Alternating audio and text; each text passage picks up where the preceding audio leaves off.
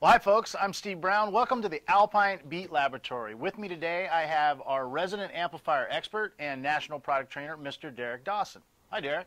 Hello. Welcome to the Beat Laboratory. Thank you. This is our first topic that we've discussed in the Beat Laboratory. I know, I'm excited about this. Me too. MRX amplifiers. Now this is a brand new series of amps from Alpine. The real reason that we brought these to market is to allow you to have the kind of benefits you get from PDX amps, the performance of PDX, right, but for a more reasonable cost. Yeah, the whole story that we've had with these throughout all of our training tour this year, it's kind of been PDX level technology, entry level price. We wanted to trickle down a lot of that stuff that made PDX special and put it in these amps. But we also want to show why these amps are so much better than our V-Power amplifiers too. Yeah, that's a good point. And today we've got two of those amps here. Now we've got our V-Power amp here on the left. Now that's our MRP M500, and that's the best-selling amp in America. It has been for the last 3 years. Right? Amazing for us. Awesome amplifier and a great performing amp as well. Here on the right we have the XPOWER. Now this is the MRX M50. So this is the 500-watt version of our mono XPOWER series. And really what we want to talk about today is why you would want to step up. You've got about a $100 price differential between these amps. This one retails for $200 and the XPOWER retails for about $300. So why step up? What's the benefit of stepping up $100 to go from V-Power to XPOWER?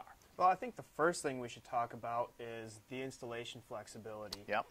There's quite a few features that the XPOWER amplifiers have that are benefits over the V-Power. The first one you can see really easy. The XPOWER amplifiers are smaller. Yep, definitely a lot smaller. That amp's about 15% smaller than the V-Power amp, so you're going to be able to fit it in a bunch more places, under a seat, in a trunk, wherever you might want to hide it. It just gives you that extra flexibility. These amplifiers are also more efficient, too. Yeah, and they can be smaller because they're more efficient, right? You don't need all that aluminum to basically dissipate the heat from a less efficient amp. And something with all the XPOWER line is all those amps are at least 80% efficient. So you're not wasting all that extra energy as heat. Exactly. Getting put into your subwoofer. And if you look on the sides, you'll notice a lot of other things, too. Now, first of all, the terminals are a lot different on the XPOWER than they are the V-Power series. Yeah, if you take a look at those battery terminals there for the power and ground, you actually have a 4-gauge power and ground 4-gauge input there, it's a true 4-gauge input. You don't have to cut away a little bit of wire and try to tuck it in there. Exactly. Yeah. It takes a 4-gauge input. Definitely. And then also what you see on the monoblock amplifiers for the speaker output is you actually have an 8-gauge speaker output. That's really key. Yeah. If you're doing a big system, you want to be able to use big wire. And, like a lot of times, if you're building a custom box, like what we do here is we'll just poke a couple holes through the drill and pop the 8-gauge wire through. You can run that directly to the amplifier, and it's just that much easier for you. Yeah, definitely. Now, speaker level inputs. Both of these amp lines have direct speaker level inputs, which makes them great for adding onto OEM systems, especially with a small mono amp like this. This is a great upgrade for a factory system because you can add maybe a single 10-inch subwoofer, 500-watt amp, and off you go. You've added bass to your factory system. But the XPOWER amps have a different type of speaker level input. So what's the difference? Yeah. What you'd notice with the V-Power amplifiers is you have a 2-channel speaker level input. Right. But if you look at the XPOWER, you actually have 4 channels of input going in there. Right. So what it can do is it does like what we call a 4-channel summing. So it'll sum all 4 of those channels, and basically it's like having a non-fading subwoofer pre-out on your aftermarket head unit. So it doesn't matter if somebody fades their speakers all the way to the front with an OEM system, the bass isn't going to vary when they do that. You're going to have the same level of output no matter if you're faded all the way to the front or all the way to the back. Now, these XPOWER amps also have automatic turn-on as well. Yes. It sees voltage on those speaker level inputs. It's going to kick the amplifier on and off for you because, we're talking about OEM integration here. We realize that a lot of these factory head units don't have a traditional turn-on lead. It's done through data. That means the installer's got to go up under the dash or find ignition wire. And that just makes the install that much more difficult. So everything that you need for OEM integration is on the front end of this amplifier for you. Yeah, that's really key. Now, if we look on the right-hand end of the amp, you'll see a couple other things. A lot of knobs and switches and buttons on the side of this thing is really a lot of adjustability. Right. So first thing you notice is the subsonic filter, something that we don't have on the V-Power series. Yeah, and that's really key when you're doing a system where you're using like a vented enclosure and you don't want those low frequencies going to the subwoofer to make it wig out. You want to keep those away from that sub. you have that subsonic filter there, so yep. you can and fully adjustable as well. Right. So you can really set it up the way you want it. I also noticed that not only do I have a preamp input that would come from my aftermarket deck, but I've also got a preamp output. Now, why do you want that? Well, if you're going to do a really large system where you're using multiple amplifiers, you want to be able to have that output so you can go into those extra amplifiers. But the key with this output is it's a buffered pre-out. Right. So you're going to have the same clean signal going into amplifier 1 in the system than you would amplifier 5. Yep. So the same voltage output that you're inputting into the amp, you get out of the amp to the next amp in the chain. Yep. It's a nice clean signal there, so you can build a big system. Now we've also got another port here. This is the remote bass knob terminal, because another technology that we brought in from PDX is the ability to use this guy. That's the Rux knob. Right. So now I can basically plug this Rux knob directly into the side of the amp and have full control over the level of my bass. Yeah, and what's nice with that too is if you're doing that large system like we were just talking about, that one knob can control up to 10 XPOWER amplifiers. Yep. It just uses an RJ11 straight splitter, which is it's a phone cable, yeah, basically. Phone cable part that you can find at any electronics sort of store. That's great. And this thing gives you full attenuation. So really 20 dB of attenuation. So with this thing all the way down, your bass is essentially off, and with it all the way up, you're at full output. And that's great with an OEM system as well, because with an OEM system, you have no way to control your sub-level. So adding one of these gives you full control over your bass, so you can get it blended with the rest of the system. Yep. Yeah, very cool. Cool stuff. So that kind of covers the outside of the amp, you know, the stuff that you see on the outside. But as we know, with XPOWER, we adopted a lot of the PDX level technologies into our XPOWER series, and that really gives them great digital amplifier performance. I guess one of the ways you can tell right off the bat the performance is right here. This is something, again, that we do with PDX is our verification certificate. Right. And what you'll notice with these verification certificates is these amps are typically underrated about 10 to 20%. Like if we take a look at this particular this one here, 553 actual watts, and we're looking at an M50, which should be a 500 watt amplifier. So that's a significant increase of what you'd expect to be getting. Definitely. And you can see that this is this particular amp. It's got the serial number of the amp on it. So not only do you know that the amp's been tested off the line, but you see exactly what your amp is making power-wise. That's cool. Now, let's talk about thermal reduction, because in any kind of situation, especially with a sub-amp, the thing's working hard, right? If you got a trunk where it's hot outside, you're driving a tough 2-ohm subwoofer load, you know, the amp is prone to going into thermal protection. So what does the XPOWER do to combat that? Well, there's a lot of amplifiers out there that say that they can play all day long and they'll scale back their output and things like that. XPOWER is unique in that a typical amplifier just has a sort of one-step back system where it's a 6 dB drop. Right. What XPOWER does is a two-tier sort of system where with the monoblock amplifiers, say, if there was a thermal issue or a voltage issue or like a heat issue, basically what would happen is it would scale back 2.5 dB and then it would go to 4.5.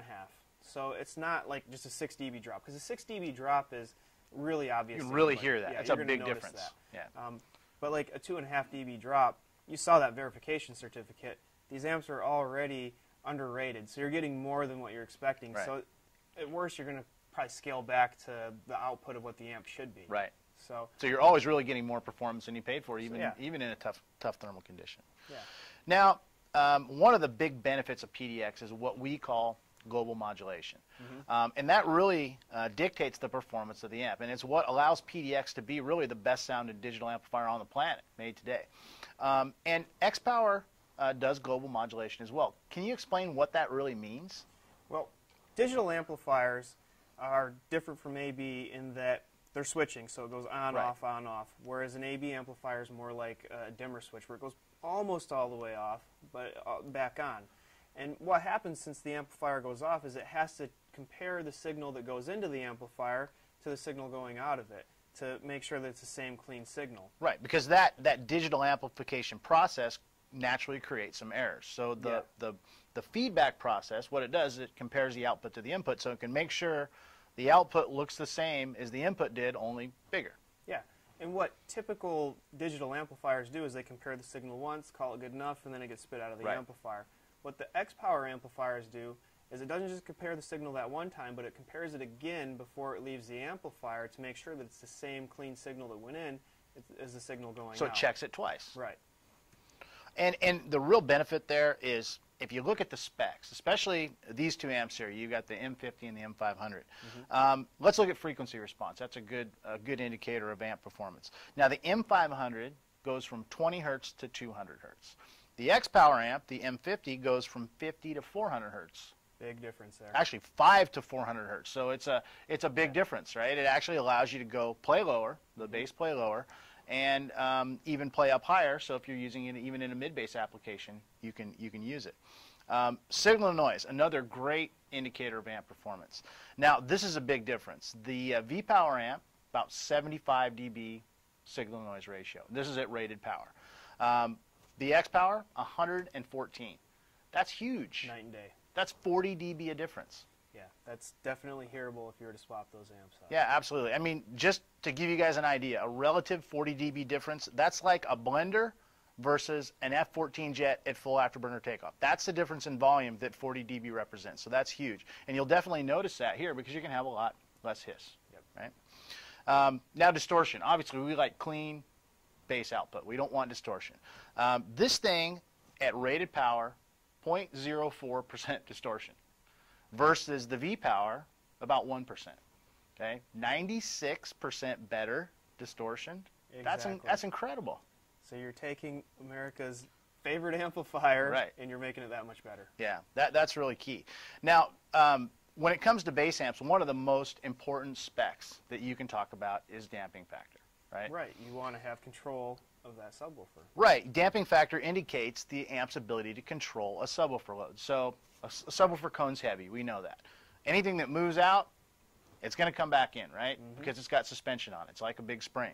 So what happens is that subwoofer is hard to control. A lot of that weight that goes out to try to get it to come back in is difficult.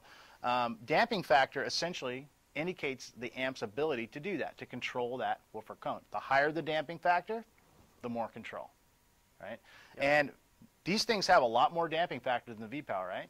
Oh yeah, the damping factor with the new XPOWER amps is 10 times more than what it was with the V-Power amplifiers. It's over 1,000 with the new XPOWER amplifiers compared to about 110 with the V-Power M500. That's absolutely incredible. And again, that's something that you're really going to hear. The control, the clean, tight bass output, that's what you're really gonna notice. It really makes more of a difference with these digital amplifiers and even like a Class AB amplifier. Definitely.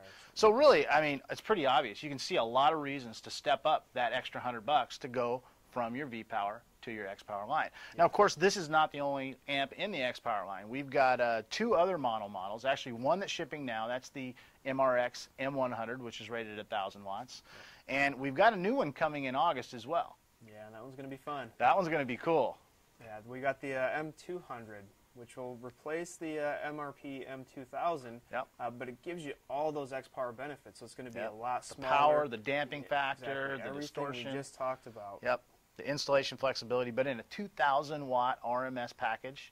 Yeah. That thing's going to be awesome. Can't wait to get that in the car. I hear you there. Yeah. Now, let's talk about full-range amplifiers. 2 full-range amps in the MRX series as well. Obviously, the MRX F30. Yep. That's a 4-channel, 75-watt by 4 at 2 ohms. And probably my favorite amp in the series is the 5-channel. I think that one's my favorite, too. Awesome. I mean, you got to love a 5-channel amp because it can do everything in the system. You know, 1 amp to install makes it easy. And this thing's got a lot of power. It's 75 by 4 and 300 watts by 1. And then for $400. We talked about how XPOWER amplifiers were underrated too, so it's really more. It's really more than that. Yeah, and you know, again, all the benefits: the low distortion, the high damping factor, the great signal noise, all works on the V60. And that size thing that we talked about with XPOWER amplifiers, like we've seen the MRP M500, we've seen the XPOWER M50 here. It's really just slightly tiny bit bigger than that XPOWER amplifier. So. And you're easy getting a full to fit system under a amp. seat, and then obviously, like you want to do OEM integration with something like that. Slide it under a seat. You've got those speaker level inputs, and what's really nice with the 5-channel amp too is with those speaker level inputs, you don't have to have 5 channels of input That's to right. get 5 channels of output. Yep. You can take a 2-channel full range signal into that amplifier and do all 5 of your speakers off of that. That's really, really key. Yeah. So really a lot of flexibility. You can take your OEM system and have a full sound system with one upgrade. Exactly. And say you have a vehicle where maybe it's a crossed over set of front speakers, but you still have that full range signal in the rear. You don't have to do any sort of summing or anything weird. Like that. Yeah. You use that full range signal in the rear, do your entire system off of that. You're not going to have fader controls, but you're setting up the amplifier anyways. You're probably not going to use that anyhow. That's so right. You have full control over everything with that. Well, that's great, Derek. I really appreciate you coming talking about the MRX series, and thanks for joining us in the Alpine Beat Laboratory.